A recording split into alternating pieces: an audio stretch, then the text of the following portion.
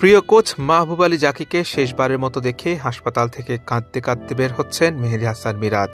মৃত্যুর খবর পেয়ে বিদ্যুৎ বেগে মাঠ থেকে হাসপাতালে ছুটে আসেন বিসিবি সভাপতি আমিনুল ইসলাম বুলবুল। হাসপাতাল থেকে বের হওয়ার সময়ও তার চোখ ছিল অশ্রুসিক্ত। নাইম শেখ, হাসান মাহমুদ, শরীফুল ইসলামরাও হাসপাতালে ছুটে এসেছেন তাদের গুরুকে শেষবারের মতো দেখার জন্য।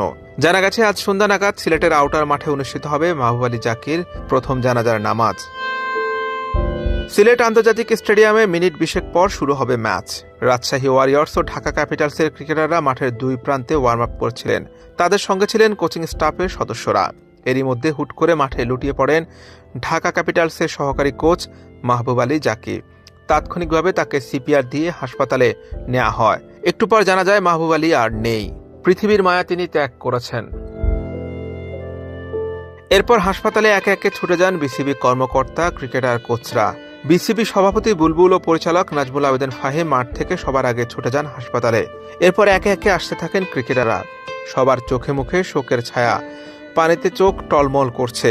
কেউ যেন মেনে নিতে পারছেন না এই মৃত্যু। বিসিবির গেম ডেভেলপমেন্টের স্পেশালিস্ট পেস বোলিং কোচ মাহবুব আলী জাকির গভীর শোক ও সমবেদনা প্রকাশ করেছে বাংলাদেশ ক্রিকেট বোর্ড। এক শোক বার্তায় বলা হয়, মাহবুব আলী জাকি আজ সিলেটে ইন্তেকাল করেছেন। তার বয়স হয়েছিল 59 বছর। প্রাক্তন ফাস্ট বোলার জাকি তার খেলার সময় জাতীয় ক্রিকেট চ্যাম্পিয়নশিপে কুমিল্লা জেলার প্রতিনিধিত্ব করেছিলেন। তিনি ঢাকা প্রিমিয়ার ডিভিশন ক্রিকেট লিগেও খেলেছেন। আবাহনী এবং ধানমন্ডির মতো শীর্ষস্থানীয় ক্লাবগুলোর হয়ে খেলেছেন। তার খেলোয়াড়ি জীবনের পর জাকি কোচিং এবং খেলোয়াড় উন্নয়নে নিজেকে উৎসর্গ করেছেন। তিনি 2008 সালে হাই পারফরমেন্স কোচ হিসেবে বিসিবিতে যোগদান করেন এবং তার কাজের মাধ্যমে দেশে পেস বোলিং এর বিকাশে গুরুত্বপূর্ণ অবদান রাখেন। এই কঠিন সময়ে বিসিবি তার পরিবার, বন্ধু বান্ধব ও ক্রিকেট সম্প্রদায়ের প্রতি আন্তরিক সমবেদনা জানাচ্ছে এবং বিদেহী আত্মার চিরশান্তি কামনা করছে।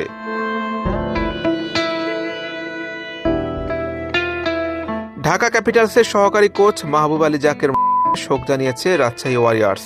শোক বার্তায় বলা হয়, ঢাকা ক্যাপিটালসের সহকারী কোচ জাকির মৃত্যুতে রাজশাহী ওয়ারিয়র্স গভীরভাবে শোকাহত। অনুশীলনের সময় অসুস্থ হয়ে তিনি দুঃখজনকভাবে মারা যান। আমরা তার পরিবার, ঢাকা ক্যাপিটালসের সহকর্মী এবং সমগ্র ক্রিকেট সম্প্রদায়ের প্রতি আন্তরিক সমবেদনা জানাই। খেলায় তার অবদান শ্রদ্ধার সাথে স্মরণ করা হবে। এই কঠিন সময়ে সর্বশক্তিমান আল্লাহ তাকে চিরশান্তি দান করুন এবং তার প্রিয়জনদের শক্তি দিন।